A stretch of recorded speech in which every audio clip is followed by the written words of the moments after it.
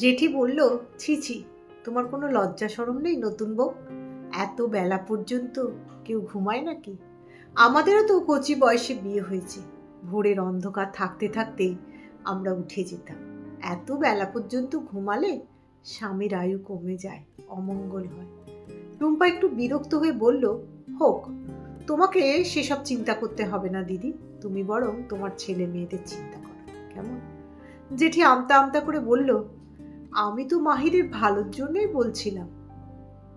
রুম্পা তখন আরো দৃঢ়তার সাথে বলল, আমার ছেলের ভালো মন্দ দেখার জন্য এখনো আমি আর মাহিরের বাবা বেঁচে আছি।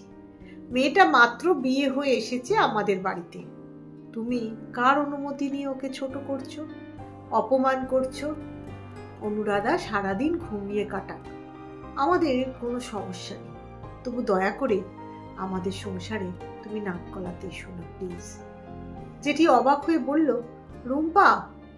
রুম্পা শান্ত স্বরে বলল, আমার বৌমার দোষ ত্রুটি দেখলে আমি শুধরে দেব।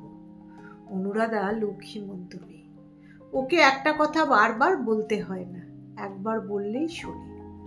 জেঠি বলল, তাই বলে নতুন বউ বিয়ের পরদিন থেকে এত বেলা করে ঘুম থেকে উঠবে? রুম্পা বলল, তাতে তোমার কি? বিয়ের পর মেয়েদের ঘুম বেড়ে যায়। তাছাড়া আমি বৌমা এনেছি, কাজের লোক তো আনিনি। সে সকাল সকাল উঠে আমাকে রান্না করে খাওয়াবে, কিংবা ঘরের সব কাজ করে আমার মন জয় করবে, সেটা তো কথা নয়। জেঠি একটু রেগে গিয়ে বলল, শুরু থেকে এত লাই দিস না রুম্পা, শেষে তোর মাথায় উঠে কাঁঠাল ভেঙে খাবে। রুম্পা হেসে বলল, তোমার বৌমাদের শুরু থেকে তুমি কড়া শাসনে রাখতে, এখন তো একটাও তোমার সংসারে থাকে না। সবাই যার যার মতো ভিন্ন হয়ে আলাদা সংসার পেতেছে। জেঠি মুখ বিকৃতি করে বলল, আরে এক একটা অজাত কুজাত ধরে এনেছিলাম। এখনকার বউদের স্বামী ভালো লাগে, শ্বশুর শাশুড়ি ভালো লাগে না। রুম্পা বলল, ভুল বললে দিদি, একটা বউ নতুন সংসারে এসে খারাপ হয় না, আমরা তাদের খারাপ হতে বাধ্য করি। যে মেয়েটা বাবার বাড়ির রাজকন্যা হয়ে থাকে, সেই মেয়েটাকে স্বামীর সংসারে আমরা চাকরানির মতো ট্রিট করতে চাই।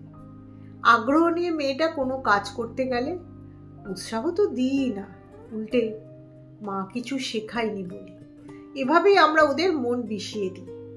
প্রতিনিয়ত আঘাত দিয়ে কথা বলি, একসময় ওদেরও তিক্ততা জন্মায়, আমাদের দুই চোখে দেখতে পারে না।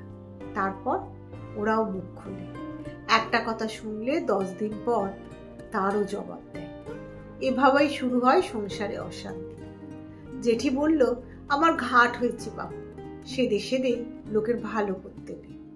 রুম্পা মুচকি হেসে বলল, বোঝই যখন, তখন ভালো করতে আসো কেন? জেঠি ভেঙচি কেটে চলে গেল। অনুরাধা খেয়ে ঘরে চলে গেল। রুম্পার কথা মনে মনে করতে করতে একটু হাসল। এরপর দীপা আর রূপায়ণের মাঝে কথা শুরু হলো। দীপা বলল, আমার দীপকের জন্য একটা ভালো মেয়ে দেখো দিদি ভাই, ছেলেটার বিয়ে দিয়ে দিই। রূপায়ণ হাসতে হাসতে বলল, রূপা, দীপাকে বল। দীপা হেসে বলল, ওরা দেখছে, ভালো মেয়ে একটাও পাচ্ছি না। কারো চেহারা সুন্দর তো আর্থিক অবস্থা ভালো না, আবার কারোর আর্থিক অবস্থা ভালো তো মেয়ে দেখতে সুন্দর না। রূপায়ণ জিজ্ঞাসা করলো, মেয়ের আর্থিক অবস্থা দিয়ে তুই কি করবি? দীপা স্বাভাবিক স্বরে বলল, কি করব মানে? এত ভালো চাকরি করে আমার ছেলে, যৌতুক ছাড়া বিয়ে দেব নাকি? রূপায়ণ বলল, যা ভালো বুঝিস, তোরা দেখতে থাক, মেয়ে পছন্দ হলে আমাকে জানাস, ভালো দিনক্ষণ দেখে বিয়ের পাকা কথা বলে আসবো, আর বিয়েও ঠিক করে আসবো। অনুপমা, আমি দোকানে গেলাম। অনুপমা রান্নাঘর থেকে চেঁচিয়ে বলল, সাবধানে যেও। রূপায়ণ চলে যেতেই রূপা, দীপায়ন আর নিপার মাঝে আলাপ চলতে লাগলো। রূপা বলল, নিজের মেয়েটাকে ভালো ঘরে বিয়ে দিল, অথচ ভাগ্নের বিয়ের কথা শুনেও আগ্রহ দেখালো না। নিপা বলল, অনুরাধাও বড় বৌদির মতো সোনায় সোহাগা কপাল। আমি ফোন দিয়েছিলাম।